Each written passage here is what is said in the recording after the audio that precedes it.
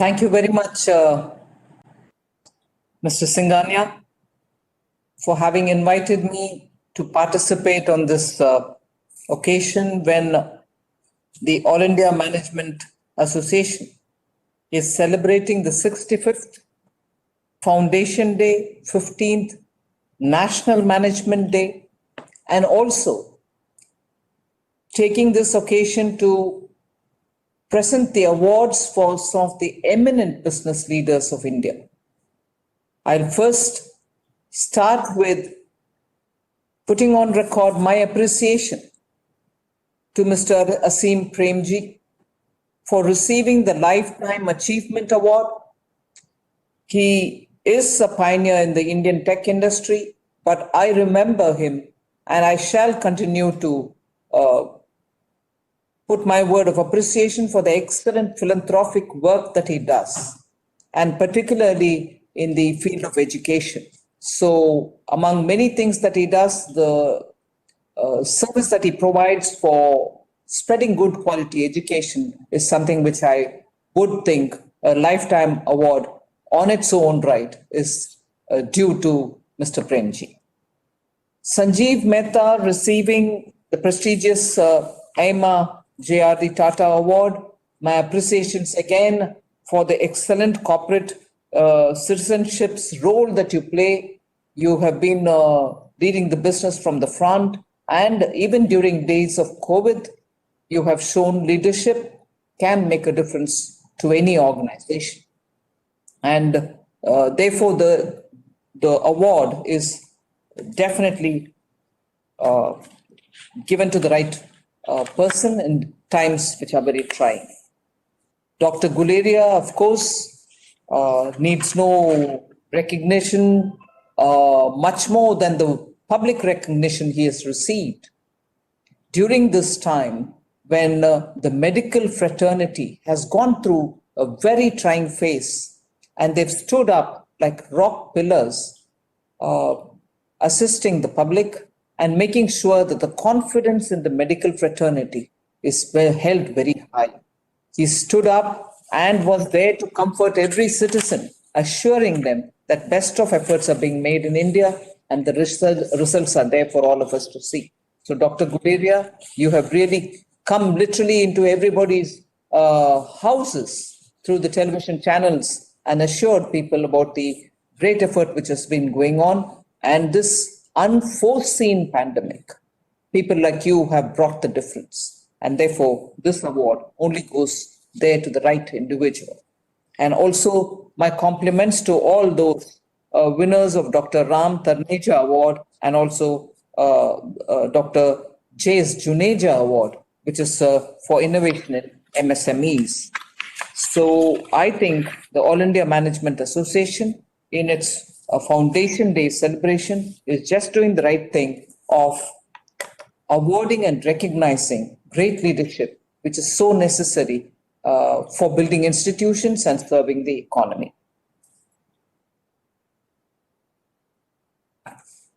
You've chosen a very interesting one-liner for this celebration. Transformation for continuity. And transformation is the word which Honorable Prime Minister refers to every so often, because change, incremental change, particularly for an economy like India, where entrepreneurs, business leaders, our youth are all desperate that India should sooner acquire the status of a very good, strong economy. Each one of them are doing their very best in making sure their contribution in their own chosen field is significant. Now, if that is the way, if Indian citizens, Indian business leaders are moving forward, we need the government also to come up with steps in time and appropriate steps so that that incremental change logic doesn't hold good now. It has to be transformational change. Unless we do such things which are going to bring in that kind of a transformational change, it's not going to be possible for India to reach that level, which is so necessary to meet the aspirations of all our people, especially post-pandemic. And therefore, transformation is the right word. And I congratulate the AIMA for picking up on that particular word, because that's going to have to drive all of us in everything that we do, not just bring little changes here and there, but major changes which are going to be transformational for India. But yet, India requires the sense of certainty, assurance, and security in continuing to be what it is, which is a very strong people-led democracy, a nation which abides by rule of law, and making sure that every Indian will live and have a better life, healthy life, and access to education to all our citizens. So that is where the continuity in certain of these values that we've always held high is necessary, but the transformational change which is needed to get over decades of slow growth, get over decades of lethargy in terms of certain regulatory compliances which were lying like deadwood and causing businesses a great deal of burden in being nimble. Businesses will have to be nimble, and therefore the transformation will have to happen in institutions which will make life better for businesses, life better for our citizens, and life better for aspiring youth. And therefore, I commend you for having chosen such a very important and significant one-liner, which is going to guide all of us. As you know, Indian economy has gone through a contraction, and post the contraction, even through the lockdown, it's been the effort of the government to make sure that Indians are given the timely support, which is so required. And that is why the Pradhan Mantri Garib Kalyan Yojana, which was announced just in time after the lockdown was announced, had almost 1.93 lakh crores as the amount set aside. It gave food, it gave grains, it gave pulses, it gave cooking gas, and it also gave us some amount to manage petty expenses in the households for the most needy and the poorer people.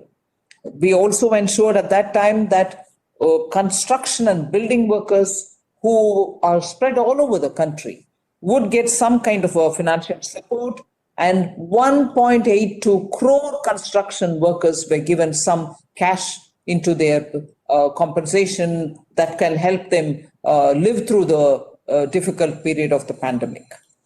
During that time again, the Reserve Bank did its maximum best to go hand in hand with the government's measures, and 8.03 lakh crores of liquidity was made available through various announcements which the Reserve Bank made between March and April. And therefore, the immediate requirement during a lockdown for businesses to survive was taken care of. Other than that, through 3 different Atmanirbhar package announcements, 27.1 lakh crores were committed towards stimulus, and that itself had seen us through the lockdown till such a time the budget could come up.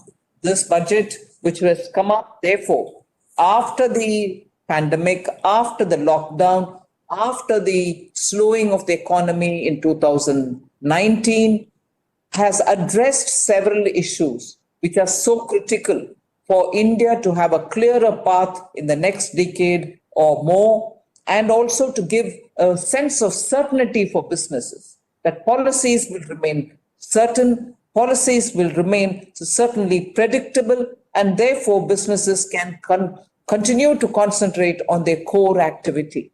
And that is why, even in the disinvestment related issues, we have just not behaved the way governments have behaved till now, item-wise saying this company or this particular undertaking will be sold off or disinvested partly or any of that. We have very clearly identified core sectors where bare minimum presence of government is only all that we can think of. The rest will be allowed for public-private partnership or private partnership or complete disinvestment. And that is why, as I see, even here, the mention of the word privatization has acquired a lot more than what I would thought traction, which I think indicates the mood of the nation. Disinvestment in trickles, not really being so successful in spreading the ownership pattern, have not been enthusiastically received. The industry needs, businesses need, and the economy needs a clarity in what does the government mean when it says strategic in disinvestment. Really, are you trying to give it to professionals who can run it better, or is the government going to more and more dip in taxpayers' money into this? And that is where I think I kept saying, I'm answerable for the taxpayers' money being used more productively, more efficiently, and it should be spent on those segments of our population who need all the support. And that's the true welfare India that we can think of. That is the way in which welfare society has to work. Give the people who so need that kind of assistance without fail. But that doesn't mean you can also run institutions which you can't run professionally and put taxpayers' money into that. Taxpayers' money will have to reach people who so require it in various different forms, and it need not be kept in institutions which probably you're not really very good at running. So I want to have an efficient, more meaningful, purpose-serving way in which our taxpayers' money should be spent, and therefore for efficient running. And in many of these issues, I also want to add very quickly, the disinvestment units or privatizing of units is not because we want them to be closed down. Not at all. We want them to be kept up and running, because for an economy like ours, which has very high demand for many of these items of production, such as steel, coal, or copper, or many such things in which public sector undertakings are there for decades now, economy still needs all of those products. So when we are selling away these units, it's not for selling it away totally, even if it ends up being closed, not at all. We want these institutions to be run better, produce better, and productivity kept improved over the next several decades. So government really finds more sense for such undertakings to be run efficiently and better with a greater professional skill, which is so available out there outside of the government. So that is where the disinvestment policy has gone very clearly, a policy-driven, clear agenda, which we have presented in the budget. And I'm sure the Indian business leaders, industry leaders will understand this as it has been stated and make the best out of it. We need capacities to be ramped up. We need expansion. We need more production of very many such products which are so required for the economy. I would invite business leaders to post the corporate tax reduction. I've been waiting to see expansion happening. I've been waiting to see greater investments from private sector in India. So I would like to see now that the policy is clear, tax rates have been brought down, policy consistency is being underlined, and ease of doing business is still going further. I would like now to see private investors and private industry in India coming forward with that so-called animal spirit to show that it is possible for India to pull India up and keep it high as one of the fastest growing economies. It is now on your shoulder entirely.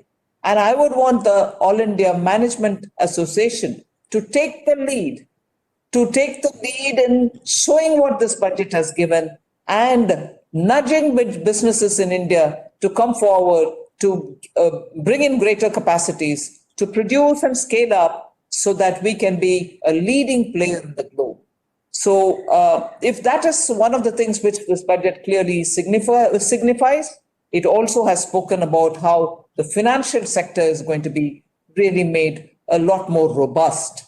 Other than the privatization that is also linked to financial sector, opening up of the insurance, bringing in 74% there is also a very clear indication that monies which are waiting outside, people who are interested, sovereign funds who want to come into India also get a clarity in financial sector policies of Government of India also.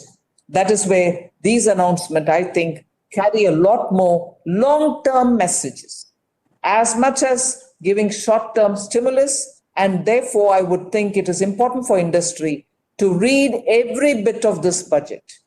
I did not speak for 2.5 hours, which was much commented upon last year. I've spoken for less, probably 1 hour, 40 minutes, but I would want each line of the budget, which has been very carefully thought out. The Prime Minister has spent hours on end hearing and contemplating on all the inputs that have been given by the industry, by businesses, by trades, and therefore has really given the best of his policy, best of his experience, best of his ground-based inputs, which he had the advantage of getting even as the Chief Minister of Gujarat and now as the Prime Minister for the country for nearly 7 years, elected for the second term as the Prime Minister. He has brought in his great experience, immense experience, and direct contact with industry in this budget making. And therefore, I would think every word of what is in this budget is of definite impact and meaning for industry. So I would request industry leaders to look at every bit of what is said in this and make the best out of this budget. I also would want to underline one more fact. Stimulus is required this year. Spending is required this year. It's also possibly required for the next year because we need to sustain the growth. And therefore, from the government, we are very clear we are not just doing it for one this year, but infrastructure. Commitment to spending on infrastructure, commitment to spending on capital expenditure from the government is not something which is a one-year story. It's going to have the next several years' impact. And therefore, sustaining the growth that we plan to have, that all of you would contribute to, is possible because government has chosen to spend in infrastructure in a big way. And that should severally give us the multiplier effect. So I want industry also to be assured that it is not just an immediate short-term relief that we've offered to the economy, but we are speaking of a policy which can last decades with relevance, and investments that government is doing is on projects and on infrastructure whose impact can last for this next 5-6 years. So I would want industry to see the big and the smaller picture in this budget. As is being said, yes, spending is being taken up, even with borrowings, but we have also given a glide path on the fiscal deficit management, which is where I want you to see this budget coming from a government which has a great sense of responsibility. We are spending, we are very clearly telling even the credit rating agencies that every country is going through this pandemic and every country has to spend to keep their stimulus going. So every country's ratings will have to be in relative terms and not just context-wise into the silo of India, into the silo of X country or Y country. So spending, borrowing are all relative terms, and we would want every institution to look at it with a sense of the relative understanding and context. However, because we've given the glide path, the fiscal deficit is something which we'll watch probably after the stimulus giving has shown clear impact on the ground. The next year also is somewhere we've kept the fiscal deficit well over 6%. And that's where I want the industry to have the confidence that the government's commitment in choosing infrastructure and capital expenditure as the course through which stimulus is being offered is going to have an immediate impact on core sectors, immediate impact on labor, an immediate impact on demand creation, both at the industry level and also at the consumer level. And therefore, I expect this to be a sustainable, good growth for India in the next decade. With all your participation, with all your involvement, and with all your ideas coming into us, other than the action in the ground, I expect Indian economy to recover and recover at such a pace that we will be showing ourselves as an exemplar to the entire world. Thank you very much for giving me this opportunity. I once again wish all those participants who have received the awards and also the invited participants who are here to hear us participate and commend the All India Management Association, which is undertaking its 65th Foundation Day celebration and also the 15th National Management Day. Thank you very much.